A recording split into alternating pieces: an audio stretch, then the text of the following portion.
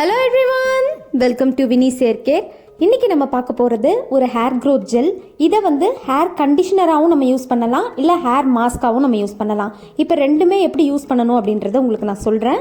இப்போ ஃபஸ்ட்டு இதை செய்கிறதுக்கு தேவையான பொருள் பார்த்தீங்கன்னா ஃப்ளாக்ஸீட் வந்து நான் எடுத்து வச்சுருக்கேன். ஃப்ளாக்ஸீடில் வந்து பார்த்தீங்கன்னா விட்டமின் பி இருக்குது, விட்டமின் இ ஆயிலும் இதில் அதிக அளவில் இருக்குது. இது மட்டும் இல்லாமல் ப்ரோட்டீன், ஃபைபர், நிறைய வந்து முடிக்கு தேவையான சத்து இதில் இருக்குது. முக்கியமாக ஒமேகா 3 ஃபேட்டி ஆசிட்ஸ் இதில் அதிக அளவில் இருக்குது. இது நம்ம முடியை நல்லா ஸ்ட்ராங்காக வளர்கிறதுக்கு ஹெல்ப் பண்ணும். நெக்ஸ்ட் ஹேர் டேமேஜ் ஆயிருக்கு அப்படின்னா அதெல்லாம் கம்ப்ளீட்டாக சரி பண்ணுறதுக்கான தன்மை இந்த ஃப்ளாக்ஸீடில் இருக்குது. அது மட்டும் இல்லாமல் ஸ்பிளிட் எண்ட்ஸ் ப்ராப்ளம், அப்புறம் ஹேரில் ட்ரைனஸ் அதிகமாகி பிரேக்கேஜ் ஆகிற மாதிரி இருக்கும் சிலருக்கு, அந்த மாதிரி ப்ராப்ளமையும் ஃப்ளாக்ஸீட் சரி பண்ணும். நெக்ஸ்ட் வந்து பார்த்தீங்கன்னா நிறைய பேர் வந்து டெலிவரிக்கு அப்புறமா ஹேர் ஃபால் ரொம்ப அதிகமாக இருக்குது அப்படின்னு சொல்கிறீங்க. அந்த மாதிரி ப்ராப்ளம்க்கு முக்கியமாக ஃப்ளாக்ஸீட் கூட கோகோனட் ஆயிலை மிக்ஸ் பண்ணிவிட்டு உங்கள் முடியில் அப்ளை பண்ணிட்டு வந்தீங்க அப்படின்னா ரெகுலராக ஹேர் ஃபால் நல்லா கம்ப்ளீட்டாக கண்ட்ரோல் ஆகும். ஹேர் க்ரோத்தை நார்மலாக வளர்கிறத விட ரொம்ப ஃபாஸ்ட்டாக வளர்கிறதுக்கு ஃப்ளாக்ஸீட் நமக்கு ஹெல்ப் பண்ணும்.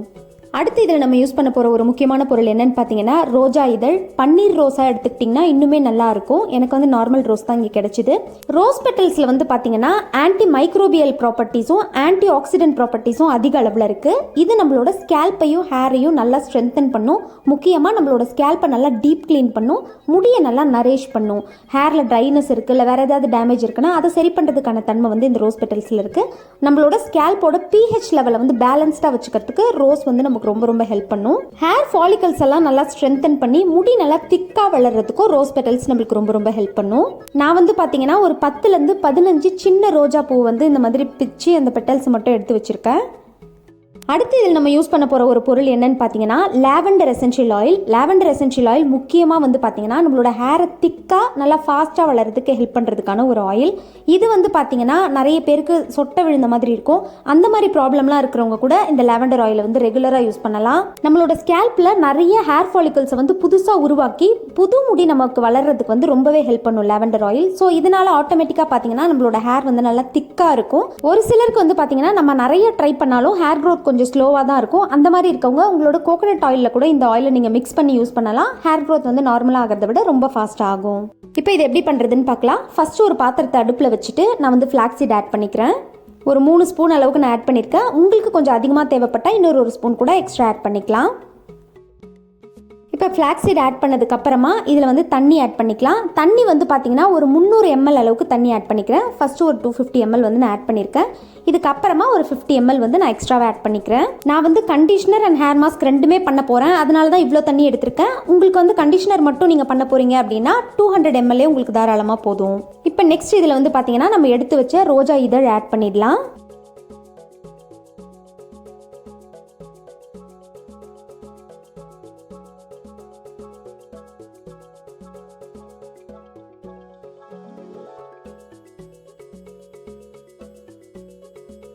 ஆட் பண்ணதுக்கப்புறமா ஒரு ஸ்பூனை வச்சு நான் அந்த தண்ணிக்குள்ளே வந்து இதை அழுத்தி விட்டுக்கிறேன். நம்ம என்ன தான் பண்ணாலும் அது கொஞ்சம் நேரம் மேலே தான் இருக்கும். லைட்டாக வந்து வாட்டர் ஹீட் ஆக அது நல்லா ஊறிடும். இந்த கண்டிஷனர் வந்து பார்த்தீங்கன்னா கொஞ்சம் டைம் எடுத்து நம்ம ஸ்லோவாக பார்த்து ப்ரிப்பேர் பண்ணணும். அது ரொம்ப ரொம்ப முக்கியம். ஸோ அடுப்பில் வச்சுட்டு நீங்கள் தூரமாக போயிடாதீங்க, கிட்ட இருந்து பார்த்துட்டே இருங்க. இப்போ ஒரு 5 minutesலேயே வந்து பார்த்தீங்கன்னா ரோஸ் வந்து கொஞ்சம் நல்லா அந்த தண்ணியில் ஊற ஆரம்பிச்சிருக்கு. இப்போ நம்ம போட்டிருக்க இந்த தண்ணி வந்து பார்த்தீங்கன்னா கம்ப்ளீட்டாக கலர் நல்லா பிங்க் கலரில் நமக்கு சேஞ்ச் ஆகிடும். ஆக்சுவலாக இந்த கண்டிஷனரே வந்து பார்த்தீங்கன்னா பிங்க் கலரில் தான் நமக்கு கிடைக்கும், ஏன்னா நம்ம ரோஸ் பெட்டல்ஸ் யூஸ் பண்ணியிருக்கிறதால. இந்த மாதிரி ஸ்பூன் வச்சு கொஞ்சம் கிளறி விட்டுட்டே இருங்க.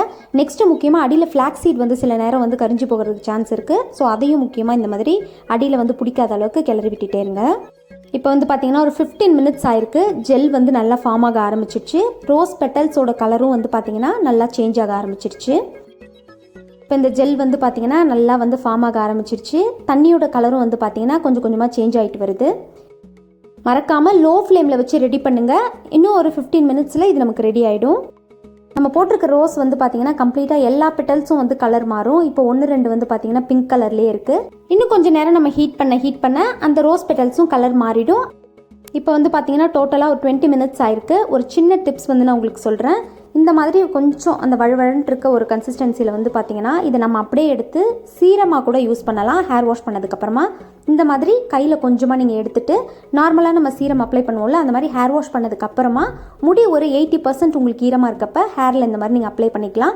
அப்ளை பண்ணிவிட்டு அப்படியே விட்டுட்டிங்கன்னா முடி நல்லா காஞ்சிடும். காஞ்சிட்டதுக்கப்புறம் ஹேர் ரொம்ப சாஃப்டாக ஷைனியாக இருக்கும், ரொம்ப மேனேஜபிளாக இருக்கும். நம்ம கடையில் வாங்குற ஹேர் சீரம் எப்படி இருக்குமோ அந்த அளவுக்கு இருக்கும். இப்போவே உங்களுக்கு பார்க்குறப்ப தெரியும், நல்லா சாஃப்டாக இருக்கும். இத்தனைக்கும் நான் வந்து பார்த்தீங்கன்னா ஹேர் வாஷ் பண்ணாமலே அப்ளை பண்ணியிருக்கேன். இதுக்கப்புறம் தான் நான் வந்து ஹேர் வாஷ் பண்ண போகிறேன். ஹேர் வாஷ் பண்ணதுக்கப்புறம் யூஸ் பண்ணுறதுக்காக கொஞ்சமாக நான் வந்து எடுத்து வச்சுருக்கேன். ஹேர் சீரம்க்கு வந்து பார்த்தீங்கன்னா இந்த கன்சிஸ்டன்சியில் இருந்தால் தான் நம்ம யூஸ் பண்ண முடியும். ரொம்ப திக்காகிடுச்சுன்னா கண்டிப்பாக நீங்கள் யூஸ் பண்ண முடியாது. ஸோ உங்களுக்கு ஒரு வேளை ஹேர் சீரமாக யூஸ் பண்ண போகிறீங்கன்னா இந்த மாதிரி கன்சிஸ்டன்சியில் பார்த்து கரெக்டாக எடுத்து வச்சுக்கோங்க.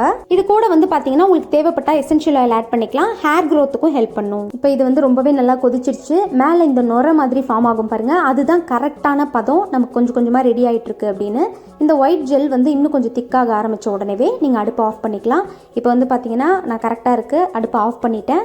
நம்ம யூஸ் பண்ண எல்லா ரோஸும் கலர் நல்லா மாறி இருக்கு. நெக்ஸ்ட்டு இந்த கண்டிஷனரும் பிங்க் கலரில் நல்லா கிடச்சிருச்சு நமக்கு. ஸோ இதை வந்து பார்த்தீங்கன்னா சூடாக இருக்கும் பொழுதே வடிகட்டிடுங்க. அப்படியே விட்டுட்டிங்கன்னா ரொம்ப கெட்டியாயிடும், அதுக்கப்புறம் ஃபில்டர் பண்ண முடியாது. இப்போ நான் ஒரு ஃபில்டர் வச்சு இதை நல்லா வந்து வடிகட்டிக்கிறேன்.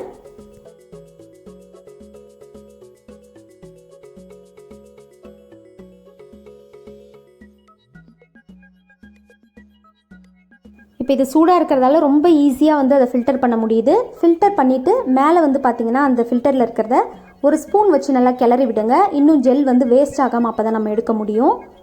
இந்த மாதிரி நல்லா கிளறி விட்டுட்டே இருக்கீங்க அப்படின்னா அந்த ஜெல் வந்து நல்லா நமக்கு வடிஞ்சு வரும்.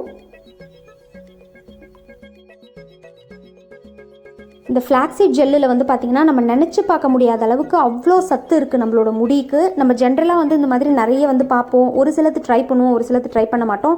பட் ஃப்ளாக்ஸீட் வந்து ஒரு வேளை உங்களுக்கு ஹேர் க்ரோத்துக்காக நீங்கள் ரொம்ப ட்ரை பண்ணுறீங்க அப்படின்னா கண்டிப்பாக இதை வந்து யூஸ் பண்ணி பாருங்கள், ரொம்ப பெனிஃபிட்ஸ் உங்களுக்கு கிடைக்கும். இப்போ இதை வந்து கம்ப்ளீட்டாக ஃபில்டர் பண்ணியாச்சு. கரெக்டாக ஒரு பவுல் அளவுக்கு நமக்கு கிடைச்சிருக்கு. இப்போ இதிலேயே வந்து பார்த்தீங்கன்னா ரெண்டாக பிரிச்சுட்டு ஹேர் கண்டிஷனராக எப்படி யூஸ் பண்ணணும், ஹேர் மாஸ்க்காக எப்படி யூஸ் பண்ணலாம் அப்படின்றது சொல்கிறேன்.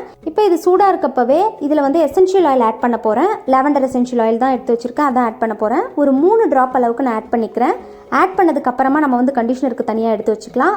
ஏன்னா கண்டிஷனர் அண்ட் ஹேர் மாஸ்க் ரெண்டுத்துலையுமே நம்ம எசென்ஷியல் ஆயில் வந்து யூஸ் பண்ணி ஆகணும். ஸோ அதனால தான் மொத்தமாக நான் வந்து மிக்ஸ் பண்ணிக்கிட்டேன். இந்த மாதிரி மிக்ஸ் பண்ணதுக்கப்புறம் நம்ம எவ்வளோ தேவையோ அந்த அளவுக்கு பிரிச்சுக்கலாம். இப்போ ஹேர் மாஸ்க்கு வந்து பார்த்தீங்கன்னா நான் வந்து பாதியாக பிரித்து எடுத்துக்கிட்டேன். அதில் கர்டு வந்து ஆட் பண்ண போகிறேன். ஒரு 2 ஸ்பூன் அளவுக்கு கர்டு வந்து நான் ஆட் பண்ணிக்கிறேன். ஆட் பண்ணிவிட்டு இதை வந்து நம்ம நல்லா மிக்ஸ் பண்ணிக்கணும். அந்த ஜெல்லும் கர்டும் நல்லா மிக்ஸ் ஆகணும். ஸோ ஸ்பூன் வச்சு மிக்ஸ் பண்ணால் அந்தளவுக்கு மிக்ஸ் ஆகாது. ஒருவேளை உங்களால் மிக்ஸ் பண்ண முடியும்னா தாராளமாக நீங்கள் ஸ்பூன்லேயே பண்ணிக்கோங்க. நான் பிளெண்டர் யூஸ் பண்ணி நல்லா இதை ஒரு வாட்டி மிக்ஸ் பண்ணிக்கிறேன். பிளெண்டர் இல்லைனா மிக்ஸி ஜாரில் போட்டு கூட நீங்கள் நல்லா வந்து அதை கிரைண்ட் பண்ணிக்கலாம். அவ்வளோதான், இப்போ நல்லா மிக்ஸ் ஆகிடுச்சு. இந்த அளவுக்கு மிக்ஸ் ஆனால் போதும். இப்போ இந்த ஹேர் மாஸ்க்கை எப்படி யூஸ் பண்ணணும் அப்படின்னு நான் சொல்கிறேன். நீங்கள் ஹேர் வாஷ் பண்ணுறதுக்கு ஒரு 30 மினிட்ஸ்க்கு முன்னாடி உங்களோட முடியோட ரூட்ஸில் படுற மாதிரி முக்கியமாக நல்லா அப்ளை பண்ணுங்கள். ஏன்னா முடியோட ரூட்ஸை வந்து நல்லா ஸ்ட்ரென்தன் பண்ணுறதுக்கான தன்மை வந்து இந்த ஜெல்லில் இருக்குது. இது நல்லா ஹேர் ஃபாலையும் கண்ட்ரோல் பண்ணும். அப்ளை பண்ணிவிட்டு ஒரு 30 மினிட்ஸ் விட்டுட்டு நீங்கள் எப்பவும் போல் ஷாம்பூ அண்ட் கண்டிஷனர் யூஸ் பண்ணி ஹேர் வாஷ் பண்ணிக்கலாம். வீக்லி ட்வைஸ் இந்த ஹேர் மாஸ்க்கை நீங்கள் தாராளமாக யூஸ் பண்ணலாம். கர்ட் யூஸ் பண்ணியிருக்கிறதால இதை ஸ்டோர் பண்ண முடியாது. ஜெல்லை மட்டும் நீங்கள் ப்ரிப்பேர் பண்ணி வச்சுக்கிட்டு உங்களுக்கு தேவைப்படுறப்ப கர்டை வந்து மிக்ஸ் பண்ணி நீங்கள் யூஸ் பண்ணிக்கலாம். ஹேர் மாஸ்க் பண்ணதுக்கு போக மீதி பாதி நம்ம எடுத்து வச்சது வந்து ஒரு கிளாஸ் ஜாரில் நான் ஸ்டோர் பண்ணி வச்சிருக்கேன். இதை தான் நம்ம வந்து கண்டிஷனராக யூஸ் பண்ணணும். கண்டிஷனராக நீங்கள் யூஸ் பண்ணுறதுக்கு ஷாம்பு யூஸ் பண்ணி ஹேர் வாஷ் பண்ணதுக்கப்புறமா இதை உங்களோட ஹேர்லையும் ஸ்கேல்ப்லையும் நல்லா அப்ளை பண்ணிக்கோங்க. அப்ளை பண்ணிவிட்டு ஒரு 15 மினிட்ஸ் அப்படியே விட்டுட்டு நார்மல் வாட்டரில் நீங்கள் ஹேர் வாஷ் பண்ணிக்கலாம். இந்த கண்டிஷனரை நீங்கள் எல்லா ஹேர் வாஷ்க்குமே யூஸ் பண்ணலாம், ஒன்றும் ப்ராப்ளம் இல்லை. முக்கியமாக இப்போ நான் ப்ரிப்பேர் பண்ணி காமிச்சேன் இந்த 3 மெத்தடுமே, அதாவது hair serum, hair mask, hair conditioner, இந்த 3 மெத்தடில் எதை வேணால் நீங்கள் ஃபாலோ பண்ணலாம். 3மே ஹேர் க்ரோத்துக்கு ரொம்ப ரொம்ப ஹெல்ப் பண்ணும். அந்த அளவுக்கு ஒரு மேஜிக்கல் ஹேர் ஜெல்லுன்னு இதை சொல்லலாம். ஹேர் க்ரோத்தை நல்லா ஃபாஸ்டன் பண்ணும். நீங்கள் ரெகுலராக யூஸ் பண்ணுறப்ப நல்ல டிஃப்ரென்ஸ் உங்களுக்கு தெரியும். நீங்கள் ட்ரை பண்ணி பார்த்துட்டு உங்கள் ரிசல்ட்ஸை மறக்காமல் கமெண்ட்ஸில் என் கூட ஷேர் பண்ணிக்கோங்க. தேங்க்ஸ் ஃபார் வாட்சிங் மை வீடியோ.